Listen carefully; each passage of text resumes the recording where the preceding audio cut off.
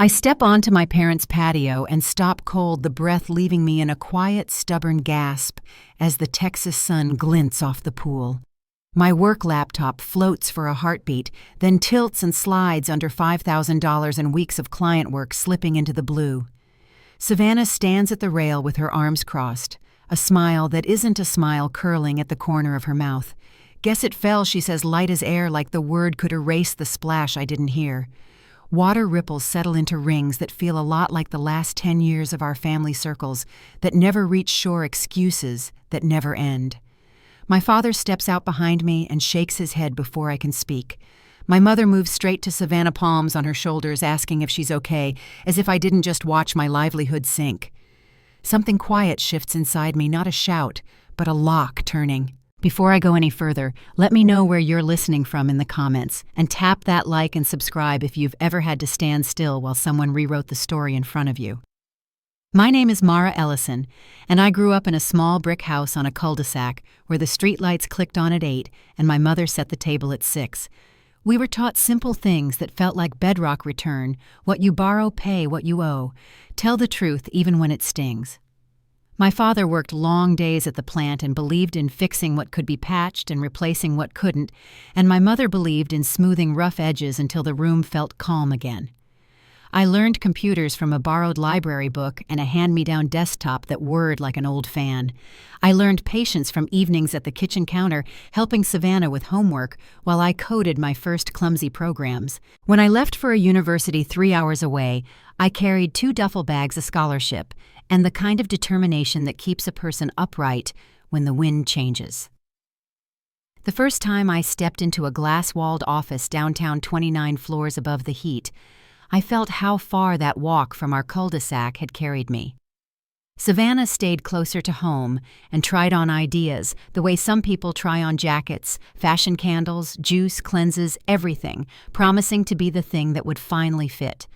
There were good moments where we laughed until we couldn't catch our breath, and then there were moments where my yes was expected because family was the headline under every request.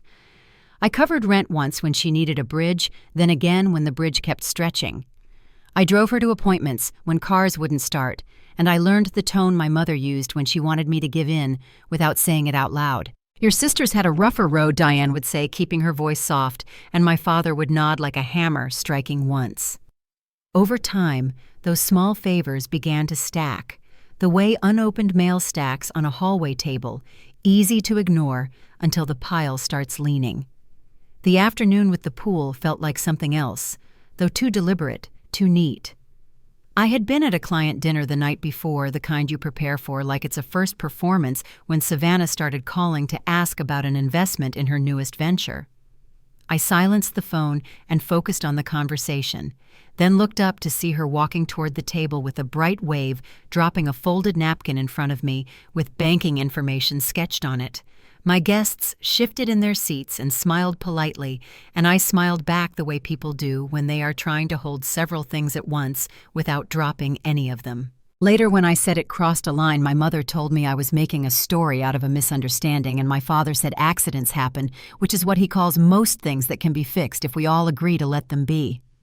That morning by the pool, with water dripping from my cuffs and Savannah's expression calm and waiting, I realized I had kept quiet for so long that silence had become my role. I dried the ruined machine on a towel I didn't bother to wring, and I listened to the familiar rhythms begin, Diane asking if Savannah had slipped Bob, telling me to be more careful with expensive toys, and me standing still as if stillness might convince the facts to stay in place.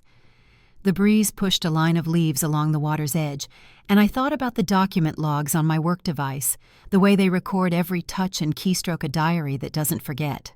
I thought about the difference between forgiving and erasing, and how one keeps a person rooted while the other loosens the ground under their feet. I carried the laptop to my car, water spotting the concrete with dark coins, and set it on the passenger seat like a folded coat. When I turned the key, the radio came on low, and I drove home the long way past the park where we learned to ride bikes, past the school where I learned to keep my head down and finish the task in front of me. In my apartment, the quiet felt patient and fair. I spread a towel on the kitchen table and laid the machine on its back, knowing it was done, knowing that even if the shell could be saved, the work inside had already washed away. I brewed coffee and let the steam rise into the afternoon, and for the first time in a while, I didn't rush to call anyone to explain, defend, or apologize. The sun slipped along the wall in a slow stripe, and I answered emails. I could answer flagged what needed a replacement plan and reminded myself that nothing essential about me lived inside a device. When the sky darkened, I shut the lights and set an alarm for dawn, telling myself that morning would be a clean line I could step over. The phone chimed before sunrise, a bright sound in a dim room drawing me up before I remembered why I had gone to sleep with lists in my head. I reached for it, still half dreaming of clear water and blank screens, not ready for the numbers that flashed across the lock screen.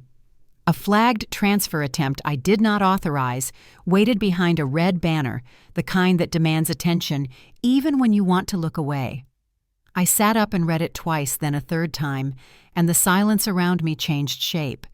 Somewhere across town, the story I thought I knew had already turned its next page. The phone sat face down on the kitchen counter, its faint vibration steady as a heartbeat I didn't want to hear. I turned it over, expecting another system alert, and instead found a message flashing across the screen in bold red letters. Attempted transfer, $8, $200 pending approval. The account number listed beneath it wasn't mine. I knew that string of digits, though. It belonged to Savannah's business account, the one she'd written on a napkin and slid across the restaurant table last week when she asked me for money. My fingers tightened around the phone as if pressure could steady what was happening. The sun was barely up, the apartment quiet except for the slow hum of the refrigerator, yet my body felt wide awake, every nerve burning with disbelief. When I reached the bank's fraud department, my voice didn't sound like my own. The woman on the line asked if I'd authorized the transaction, and when I said no, her tone shifted from routine to careful. She explained that there had been several smaller attempts overnight, all blocked automatically. Savannah wasn't guessing, she was testing, trying different amounts, until she found one that might slip through unnoticed. I scribbled notes on the back of an old envelope as she spoke, my handwriting uneven, the words blurring as my coffee grew cold beside me. When the call ended, I opened my laptop, my personal one, the only device left untouched, and began checking everything I could think of. Emails loaded slowly, notifications stacking across the top of the screen. Password resets. Security warnings, account access attempts I didn't recognize, a replacement credit card order I hadn't placed. When I opened the digital statement, the name beneath mine read, Savannah Ellison. My pulse echoed in my ears, dull and hard. She hadn't just used my card, she had added herself to my account. Spa visits, clothing boutiques, and electronics stores filled the pending list like a running tab of violation. I sat back in my chair, my throat dry. The laptop in the pool wasn't anger. It was camouflage. She'd copied my data first and then destroyed the evidence. By mid-morning, a courier knocked at my door with a thick envelope bearing the logo of my credit card company. Inside was a new card I hadn't requested, my address typed neatly across the label, Savannah's name printed beneath mine in matching font. I placed it on the counter and stared at it, a small polished piece of proof that my life had been quietly duplicated. Moments later, my phone buzzed again, notifications piling one after another. Email, cloud storage, my investment portfolio. She was moving fast, changing passwords, reshaping what I owned into something she could control. I tried to log into my professional profile and found a new headline already waiting, Silent Partner at Savannah Glow LLC. A photo showed both of us smiling, though I recognized only my own half. She'd edited herself in, built a lie pixel by pixel. The voicemail came next, my mother's voice warm but clipped. Savannah says you're being unreasonable about the laptop accident. You know how sensitive she is, Mara. Can't you just let this go? I leaned against the counter, letting the words play twice, 3 times, until I could barely tell where her tone ended and the old guilt began. The sound of it filled the room, the same rhythm I'd heard my whole life. Savannah needed understanding. I needed to be softer. But this wasn't spilled paint or a missed curfew. This was theft. I opened my email again, trying to focus on work. A message caught my eye, one sent from my address to my largest client, Harmony Technologies. The subject line read, "Contract Termination." My stomach turned cold as I clicked it open. The email was short, polite, and final, signed with my name. It had gone out at 1:14 a.m., hours after I'd gone to bed. My hands hovered above the keyboard, uncertain what to touch first. I called the client, immediately explaining that my account had been compromised. Blake Reynolds, the CEO, listened quietly and told me he would pause all collaboration until things were resolved. His voice was professional, but cautious, the way people sound when they've already started stepping back. The next 2 days blurred together in a rhythm of damage control. Every time I thought I'd closed one door, another opened credit alerts, fraudulent applications, small withdrawals from backup accounts I hadn't used in years. I barely slept. The apartment lights stayed on late into the night as I combed through files and changed passwords. My career, my finances, even my identity, all of it felt like a puzzle Savannah was methodically taking apart. When I called the bank again, a security specialist told me the login attempts traced back to a home network registered to my parents' address. My chest tightened at the sound of it. Every part of this, every cruel step was happening under their roof. By Wednesday, 2 of my long-term clients had already canceled contracts. Their messages were polite, full of regret, but the underlying meaning was clear. A cybersecurity consultant who couldn't protect her own accounts was a liability. I answered each email carefully, promising to resolve the issue, but I knew what they were thinking. My savings began to drain, payments delayed, while investigations dragged on. I kept screenshots, notes, transaction histories, anything that could become evidence later. Late that afternoon, Thomas Reed from the office called to check in. "You sound tired," he said. I laughed once, short and sharp. "That obvious?" He listened as I told him the broad outline, stopping only to ask how he could help. "She's going after your digital life," he said finally. "Document everything.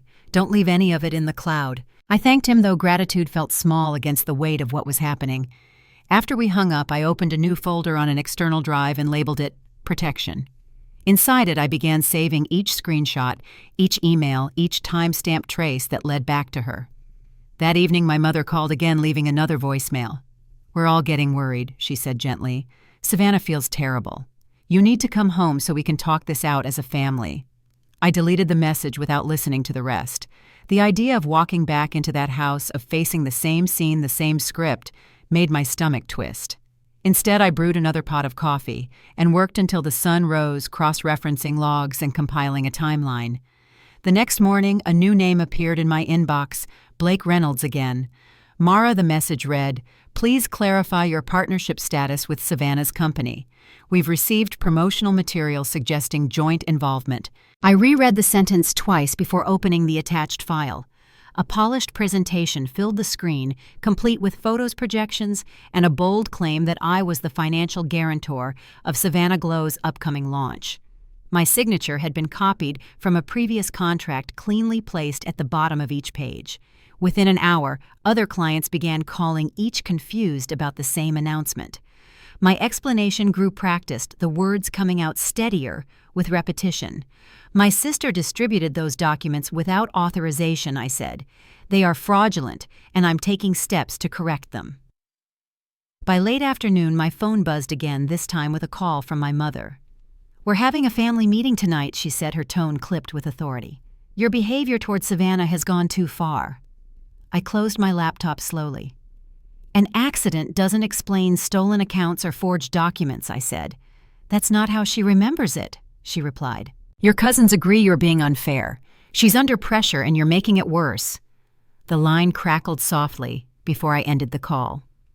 Moments later, another notification appeared, an email sent from my address subject line, "Apology to Reynolds Group." My breath caught as I opened it. Savannah was still inside my digital space, using my name, my words to undo whatever remained of my credibility. I shut everything down and sat in the dark phone in my lap, the glow from the streetlights painting long lines across the floor. That night, I started a new document labeled Evidence Log. The first entry was the fraudulent transfer attempt, the second the credit card order, the third the forged emails. One by one, I built the record a paper wall between what I knew and what they wanted me to believe. When exhaustion finally pulled me under, I dreamed of the pool again, but this time the laptop didn't sink. It hovered at the surface, light flickering from its screen, waiting to be seen. The following morning, my phone rang before I'd even finished my first sip of coffee. The caller ID showed a local number I didn't recognize.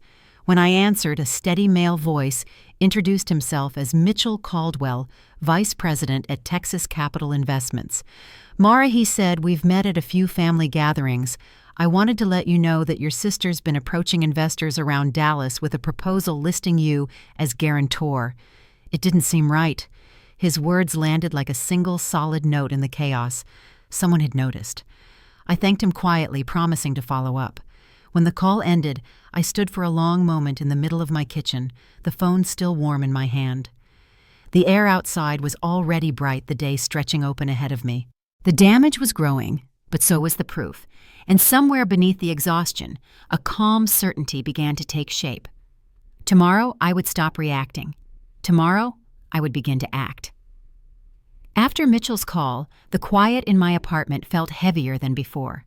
The clock above the sink ticked slow and deliberate, each sound marking how deep this had already gone. I looked at the folder spread open on my table, screenshots, alerts, bank statements, proof that my sister wasn't just being careless or impulsive. She was building a false version of me, one that could sign contracts, move money, and speak to clients in my name. That night, I didn't turn on the lights. I sat at my desk, the soft glow of the monitor painting the walls in pale blue. Each file I opened led to another trail of messages, account logins, and password changes. Savannah's reach stretched further than I had imagined. Emails to investors' account updates from my old college bank, a dozen digital fingerprints scattered like breadcrumbs leading back to her. I kept every one of them. When exhaustion came, I didn't go to bed. I curled on the couch with my phone in my hand, half expecting another alert before sunrise. Sleep never lasted long. My phone chimed every few hours, each vibration dragging me out of shallow rest.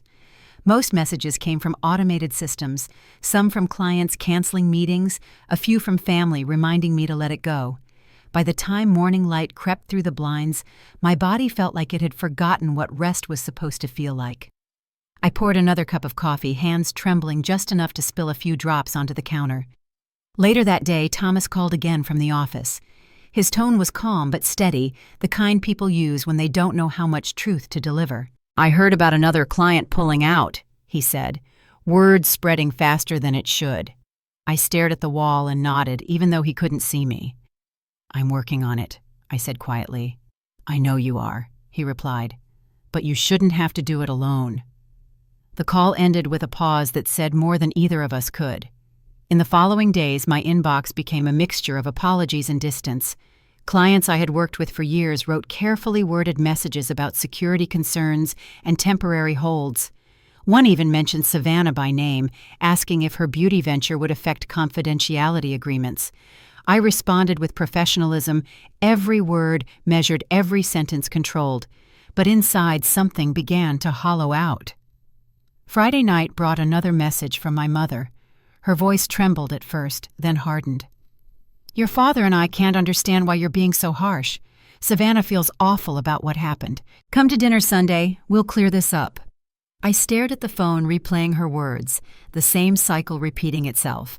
My mother comforting Savannah, my father insisting I calm down. They didn't see it. They never had. I declined dinner and spent the weekend doing what I knew best, documenting. I cataloged every unauthorized access, time-stamped every log entry, and labeled each screenshot by date and source. I stored them in folders on a secured drive, mirrored onto a second one locked in a safe. The process gave me structure when everything else felt unstable. For years I had been the peacekeeper, the fixer, the one who stayed calm when others lost their footing. But that calm had turned into silence, and silence had given Savannah permission to keep pushing. Sunday came and went without another call, which was rare enough to feel strange. I worked straight through the day, organizing files, writing summaries, and building what was slowly becoming a case. When night fell, I turned off every device and sat in the dark for a while, listening to the hum of the refrigerator and the faint city noise outside. The quiet wasn't peaceful anymore. It was the sound of distance solidifying. By Monday morning, the fatigue showed on my face, but the clarity did too. I called Rebecca Lane, my old mentor from my early years in cybersecurity. Her voice came through bright and direct. "You're doing everything right," she said after I explained the situation. "Keep collecting. Keep your emotions off paper. Facts will protect you when family won't." Her words settled into me like stones, heavy, solid, true. Around noon, another call came from Mitchell. "Mara, your sister's still out there pitching investors," he said. "She's telling people you're her silent partner. I thought you should know." I thanked him for the warning, though gratitude didn't feel like enough. Each time Savannah moved, someone else had to point it out. I couldn't decide what hurt more, the deception itself or the realization that I was always the last to know. That evening I sat by the window as dusk stretched across the skyline. The lights of Dallas blinked in the distance, calm and orderly, while my own life felt like an open circuit, everything sparking at once. I tried calling my father, hoping for some measure of understanding, but the conversation lasted less than 2 minutes. "This has gone on long enough," he said. "You're tearing the family apart over a misunderstanding. We can replace the laptop, Mara." I wanted to tell him it wasn't about a laptop. I wanted to explain how deep it all went. But the moment I mentioned the bank transfer and forged emails, his voice hardened. "You're overreacting," he said. "You always have." I hung up before the silence between us could grow heavier. That night, I opened my email again, and one new message stood out, a promotional email from Savannah Glow, complete with photos and a quote attributed to me. "Proud to stand behind my sister's vision for beauty innovation." My picture was beside it, cropped from a company event last year. She hadn't even chosen a different image. I stared at it until the screen dimmed. The violation wasn't just financial anymore. It was personal, public, deliberate. Over the next few days, sleep became an afterthought. I woke at random hours, checking alerts and double-checking locks. My apartment began to look like a temporary office, papers spread across tables, multiple drives stacked beside my laptop, and legal pads filled with notes and dates. Each time I thought I had reached the limit of what she could take, Savannah found another way to reach further. When Wednesday arrived, I brewed coffee and opened my inbox to find a flood of password reset requests from accounts I hadn't touched in months. My cloud storage, my retirement portfolio, even the drive that held old family photos, all of them under siege. I changed passwords faster than she could guess them, fingers shaking as I typed. The pattern of her attempts was almost rhythmic, spaced hours apart, methodical. She wasn't being careless. She was studying me, anticipating my next move. Around lunchtime, Thomas stopped by unannounced with takeout. He placed the bag on my counter and said, "You need to eat something that didn't come out of a mug." His quiet kindness hit harder than I expected. We ate in silence for a while before he spoke again. "If this were happening to a client, what would you tell them to do?" I didn't answer right away. The truth was, I would have told them to protect themselves first and confront later, to let the evidence build until there was no room for denial. That night, I listened to the faint sounds of the city below, traffic thinning, sirens fading, and realized how isolated I'd become. I hadn't left the apartment in days, except for groceries. Even the simplest things, like walking through the park or reading a book, felt out of reach. Every notification made my heart jump. Every ring of the phone sounded like the next wave of damage. By Friday, I had built what looked like a professional investigation file. Each page told part of the story: the bank fraud, the forged signatures, the altered emails. The final section documented the IP addresses tied to my parents' home, which linked every digital breach back to the same source.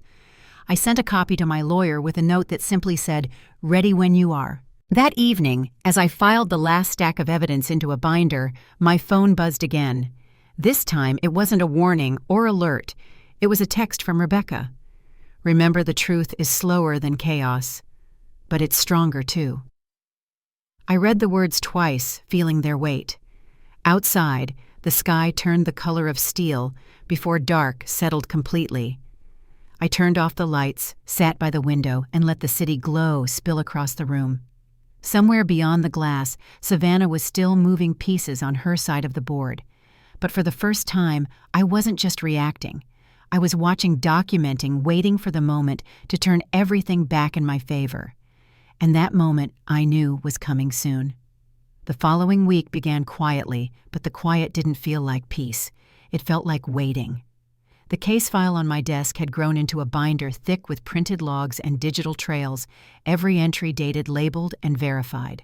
When I scrolled through the list of events, the pattern was unmistakable. Savannah hadn't acted on impulse. Each transfer attempt, each forged document, every false identity update followed a sequence one that mirrored my own professional security methods, almost as if she'd been studying me. By Tuesday, I'd run through every defensive protocol I knew, setting traps in the code that would record any new attempt to access my data. That night, I sat on the couch with my laptop open, watching the activity monitor flicker as another unfamiliar login pinged from my parents' home network. The same house where I'd eaten birthday cake last month, now the source of every theft tied to my name. I clicked the record button, saving every keystroke. The evidence was there, layered and cold as steel. Wednesday morning, Mitchell called again. "She's still pushing that proposal," he said. "She's talking to investors out of Fort Worth now, using your name to open doors." His tone held both concern and disbelief. I thanked him, though my words sounded distant even to me. After we hung up, I looked around my apartment. The neatness I once loved had given way to half-empty mugs, papers stacked on every surface, post-its marked with times and login IDs. The life I'd built around control and precision had narrowed into survival mode. By evening, I knew I couldn't face another night of watching alerts and collecting proof without direction. I searched for an attorney who specialized in digital fraud and identity theft, and that's how I found Ellison Park. Her assistant scheduled a video consultation for the next morning. When the call connected, Ellison appeared on screen calm and organized a fountain pen in hand instead of a keyboard. "Tell me everything," she said. Her voice carried the steadiness of someone who had seen this before. For 40 minutes, I laid it out: the destroyed laptop, the forged transfers, the fake business partnership, and the network logs tying every act back to Savannah. Ellison didn't interrupt, just took notes in clean, precise lines. When I finished, she nodded once. "You have a case, Mara. Multiple, actually. What she's done qualifies as identity theft and financial fraud, both federal offenses. And because it crossed into your professional accounts, it also breaches cybersecurity statutes." She explained what needed to happen next: cease and desist formal documentation reports to each credit bureau and financial institution. Listening to her, I felt the air shift, the chaos beginning to take form. When the meeting ended, I stayed at my desk, looking at the reflection of my own face in the dark screen. I'd spent months trying to keep peace, to make sense of behavior that could never be justified. Now, for the first time, there was a clear path forward. That afternoon, Rebecca called to check in. She'd always been more mentor than friend, the kind of person who cut through emotion with simple truth. "I read the statute Ellison mentioned," she said. "You're on solid ground. Don't delay once the paperwork's ready." Her words carried a mix of reassurance and instruction, like she knew I needed both. She asked about my family, if I'd spoken to them. I hadn't. The last voicemail from my mother still sat unopened, her name glowing faintly on the screen like something I couldn't touch yet. That evening, I reviewed every line of the cease and desist draft Ellison had prepared. The language was firm and factual, outlining 17 specific violations. Each point had an attached exhibit number, screenshots of bank transfers, copies of forged emails, and the laptop logs showing Savannah's access attempts before the accident. Reading through it, I realized that what once felt like chaos now read like a timeline, orderly, undeniable, impossible to twist into misunderstanding. By Thursday morning, I couldn't sit still. I walked the length of my apartment, phone in hand, rereading messages from clients who had paused contracts. Their words had been polite, but I could sense their hesitation. I wanted to rebuild that trust, not by pleading, but by proving who I really was. When I finally stopped pacing, I opened a new draft addressed to Blake Reynolds, Harmony Technologies, and the rest of my professional network. I typed, deleted, then typed again, until the message said exactly what it needed, to a clear factual statement explaining that I had no connection to Savannah's business venture, and that all materials linking my name to it were fraudulent. Before hitting send, I took one last breath. Then I pressed the button, watching the email leave my outbox with a soft, final sound. It was the first time in weeks that action replaced reaction. The response was faster than I expected. Within an hour, Mitchell replied, confirming he had already notified investors who'd been considering Savannah's pitch. "They're pulling out," he said. "They've seen enough to know the truth." Thomas sent a short message too. "Proud of you. About time she met her match." Their words didn't bring relief, not yet, but they steadied me. By afternoon, new alerts filled my screen, not from banks or clients, but from Savannah herself. Texts, voicemails, and emails arrived one after another, a mix of anger and denial. "You're ruining my reputation," one read. "You're overreacting about a stupid laptop." Another said, "You're supposed to protect family, not destroy it." I didn't reply. Instead, I saved each message to a folder labeled Admissions. That evening, my phone rang again, my father this time. His tone was tight, like he'd practiced the words beforehand. "This is unnecessary, Mara. You've gone too far. Your mother is beside herself and Savannah is devastated." I opened the binder on my desk and found the page showing the fraudulent transfer attempts. "Did you read what I sent?" I asked. There was a pause. "Yes, but you're turning this into something bigger than it needs to be." His voice faltered slightly when I mentioned the IP logs, the proof coming from their home. "Family matters stay in the family," he said finally. "That's how it's always been." I closed my eyes, the silence between us stretching thin.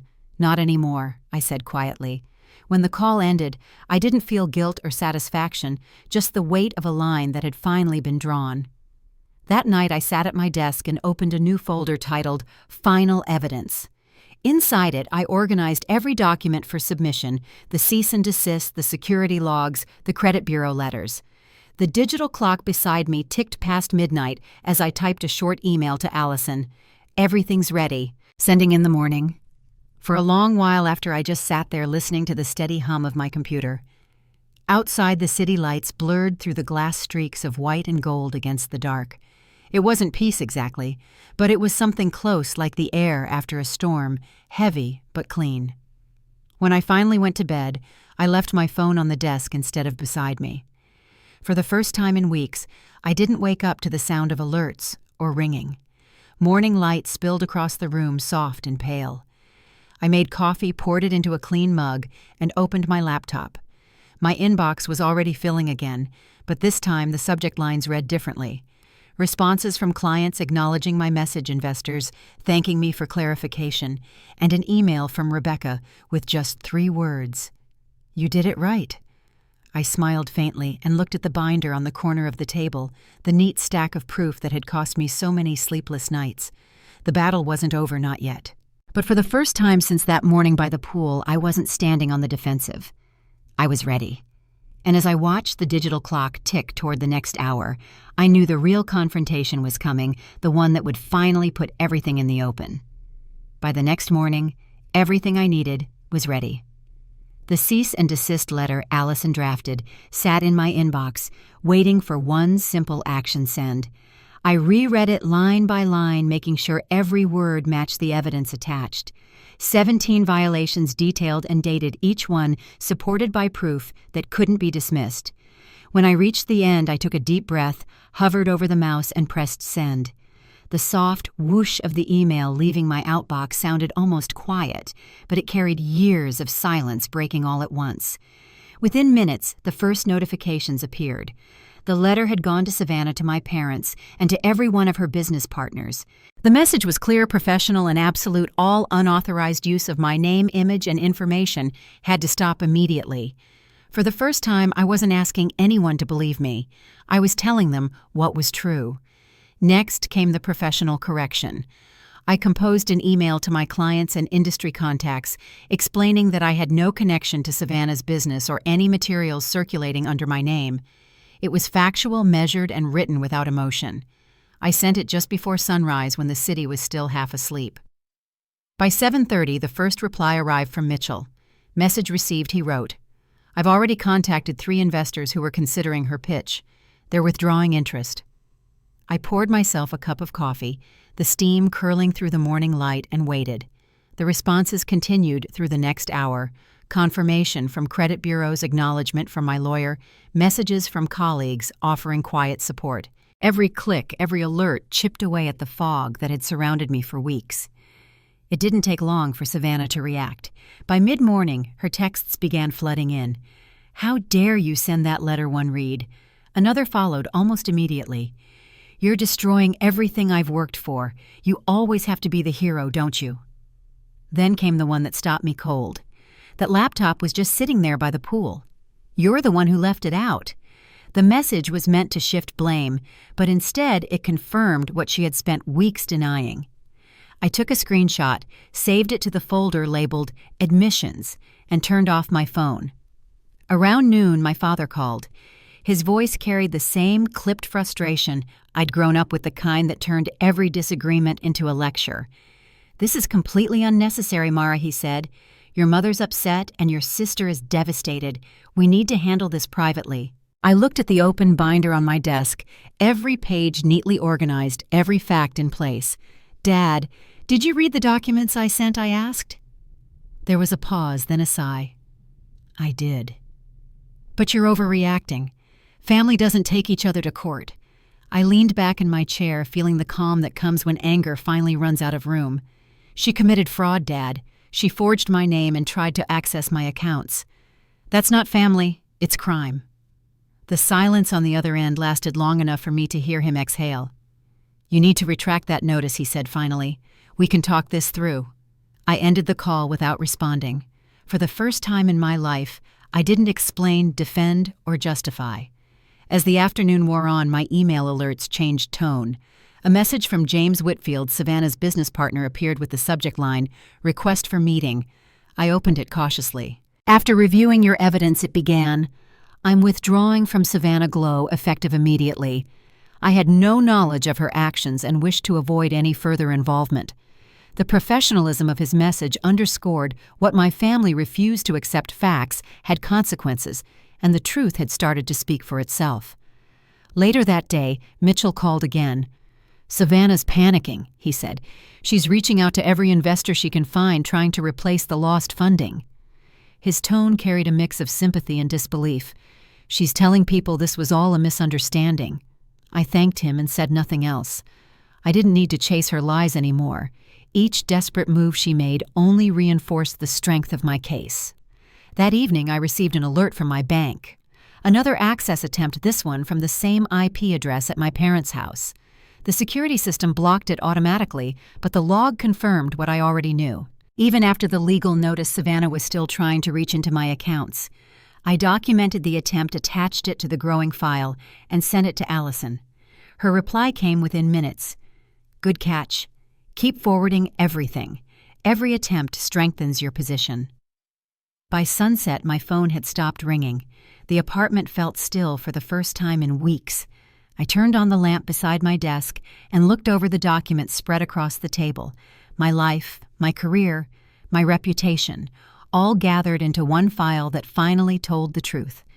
Outside, the city lights blinked on, one by one, like quiet witnesses. The next morning began with new emails, this time from investors who had received my correction notice.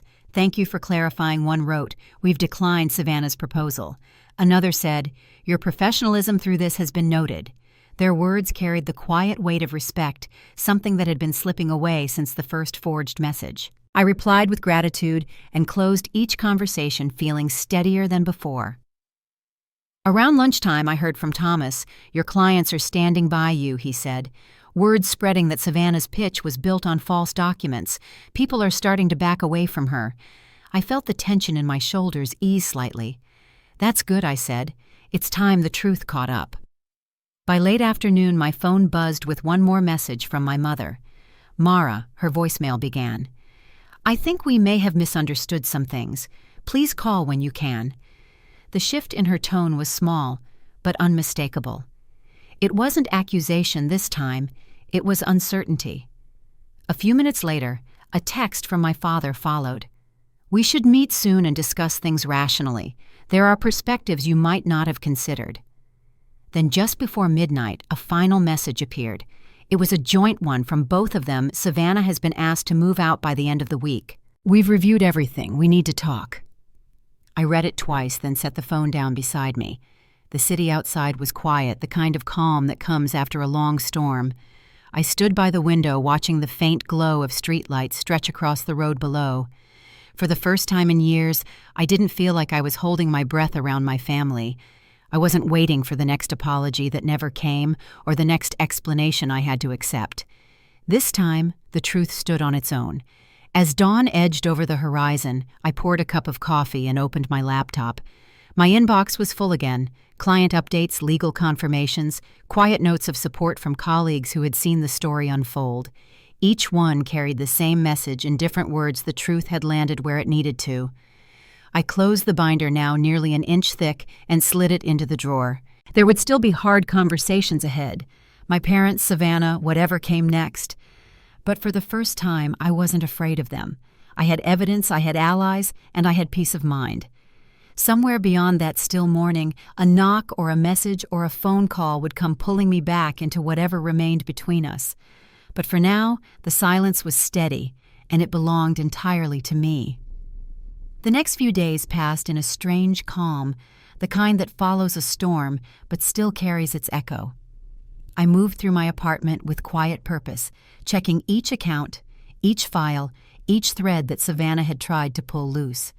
The cease and desist had done its work, at least for now. Her investors had backed away, her business partner had withdrawn, and the silence from her side of the family told me they were beginning to understand the depth of what she had done. Still, I couldn't shake the feeling that something more was coming. On Friday morning, I woke to an email from Mitchell. "She's still trying," he wrote. "Savannah's been calling around for new funding, anyone who'll listen." His message was brief, but heavy with concern.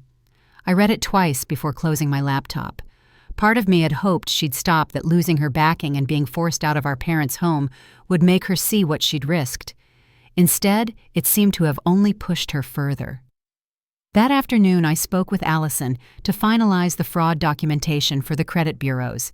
She guided me through each section, her voice steady as she explained the timelines and follow-ups. Once this is filed, she said it creates a formal record.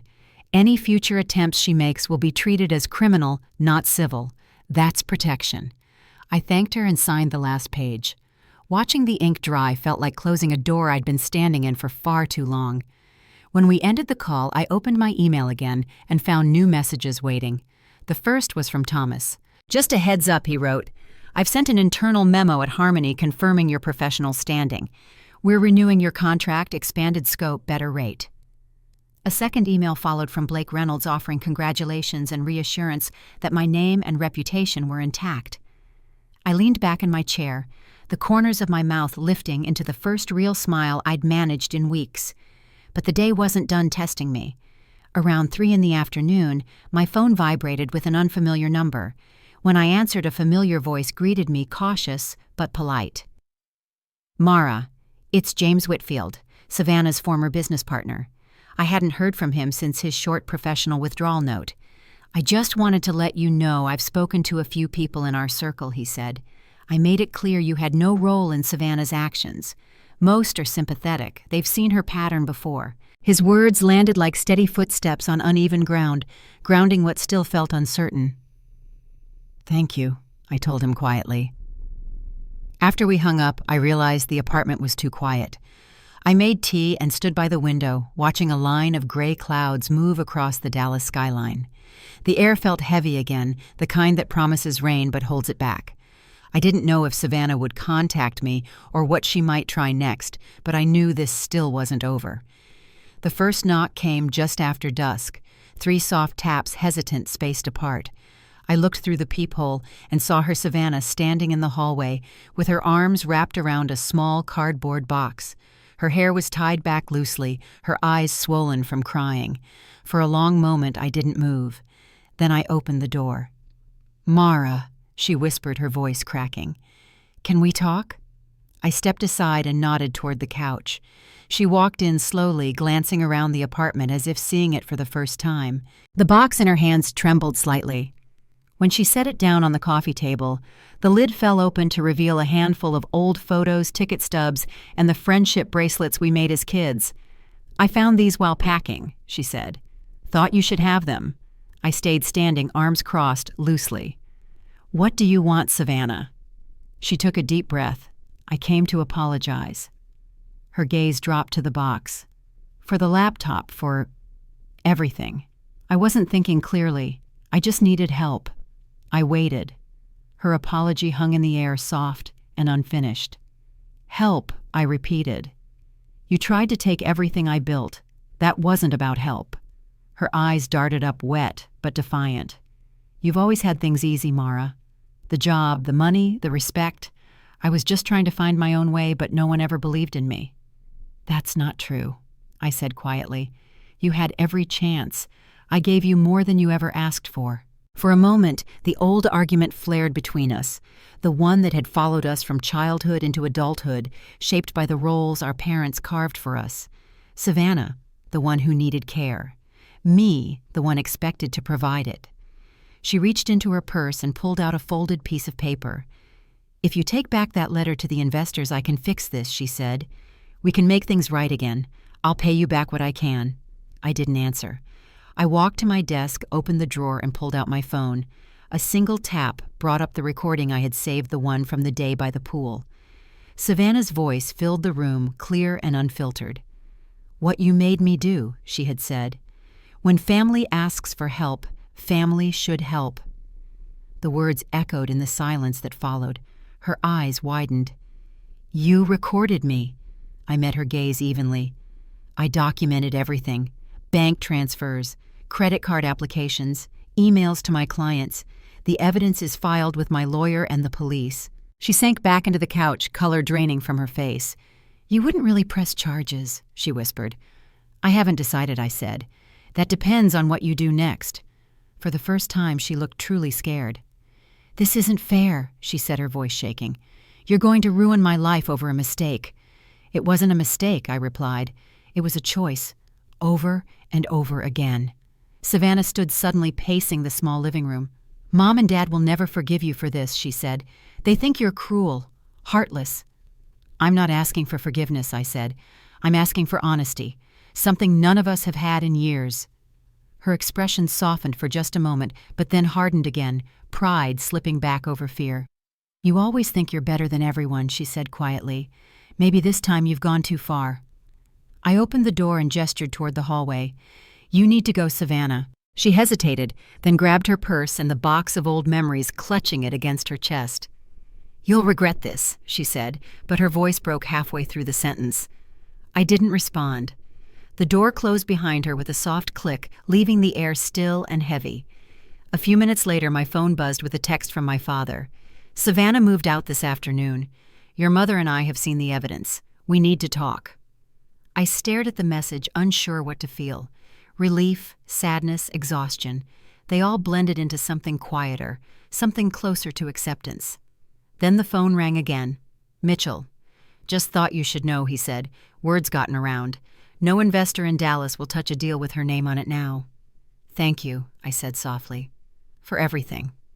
When the call ended, I sat on the couch, the faint hum of the city outside pressing gently through the windows.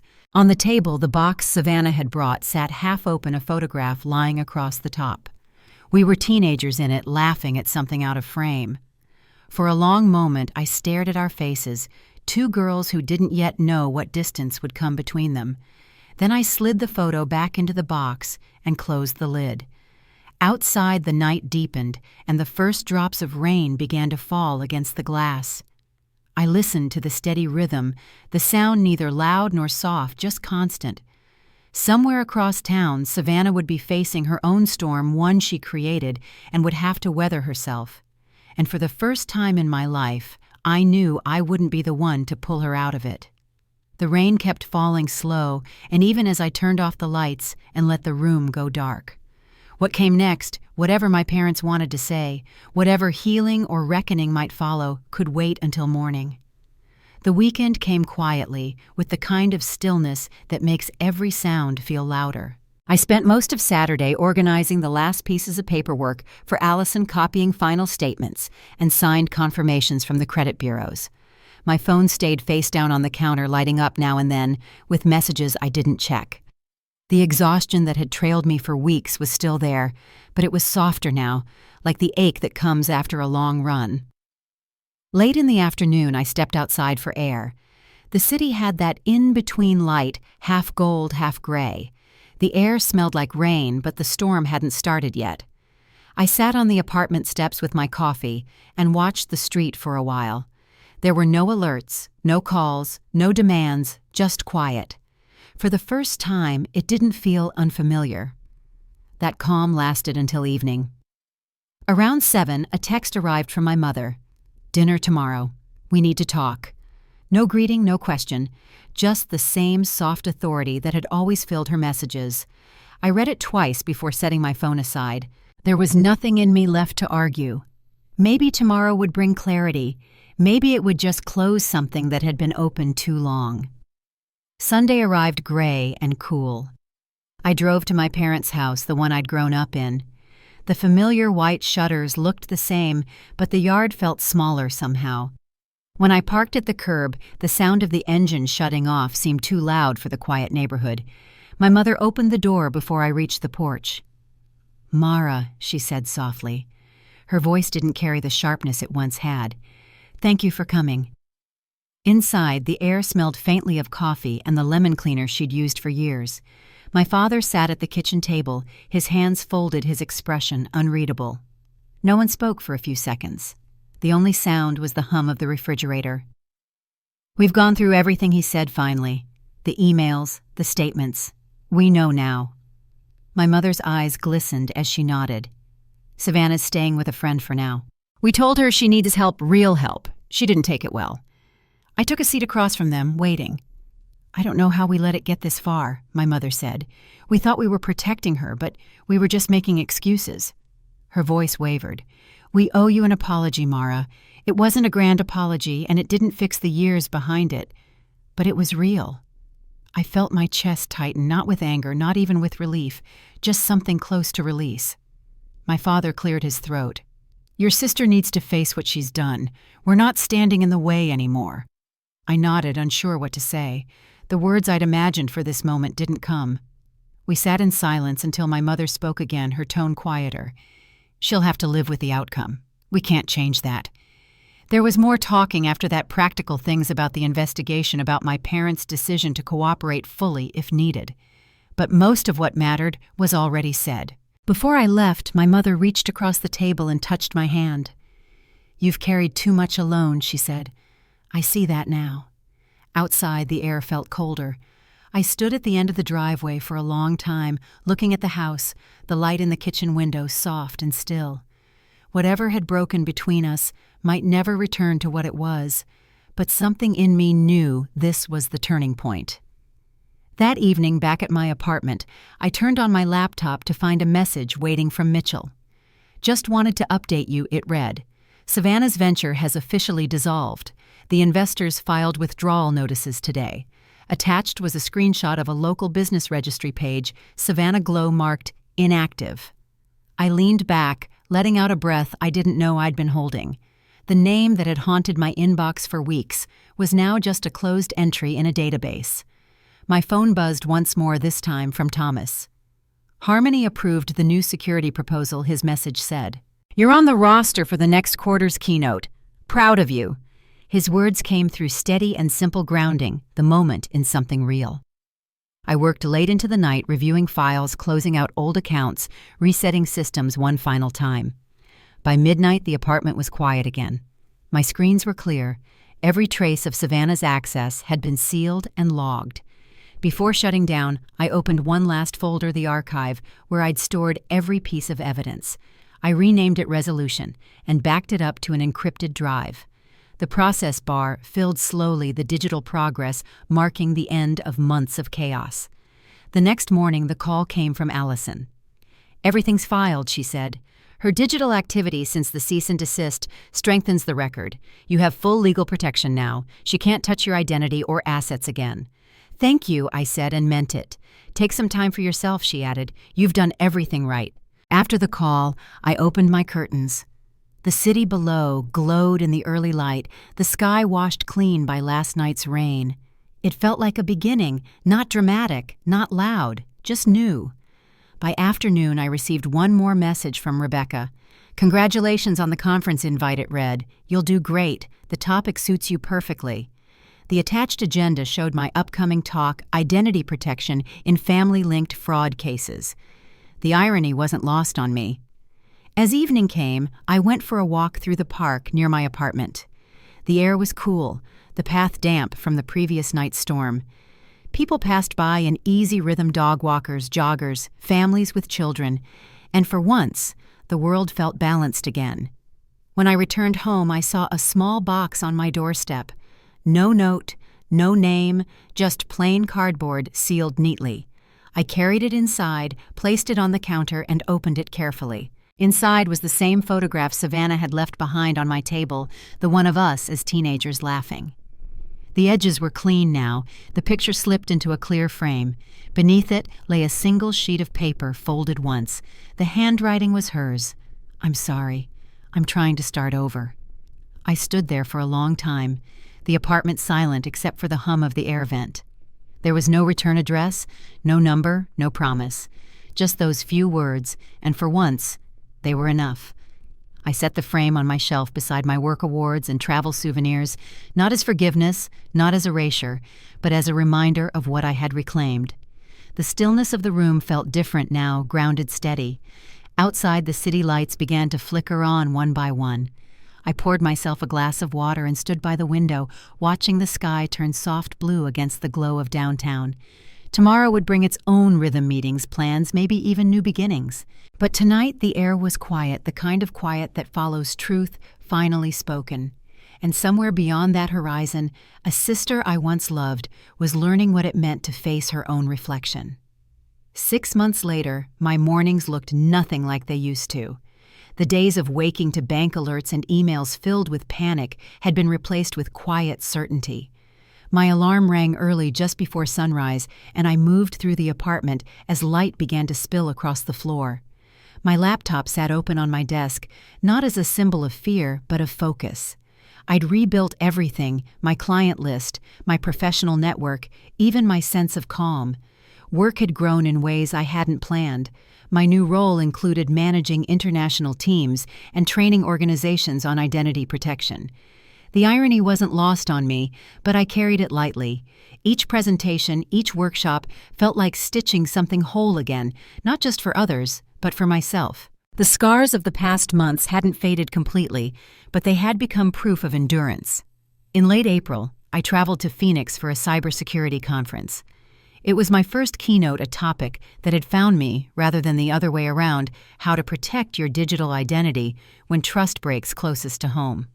Standing at the podium, I looked out over the crowd and felt a quiet steadiness settle in. My voice didn't shake, not once. When the talk ended, people approached to thank me, not just for the technical advice, but for the humanity behind it. A woman my mother's age touched my arm and said, "You reminded me that it's never too late to draw boundaries." Her words stayed with me. When I returned to Dallas, the city felt warmer, the air humming with spring. I stopped by my parents' house that Sunday for coffee, something we'd begun doing every few weeks. The visits were simple measured. My mother greeted me at the door with a soft smile, the kind that no longer carried apology, just recognition.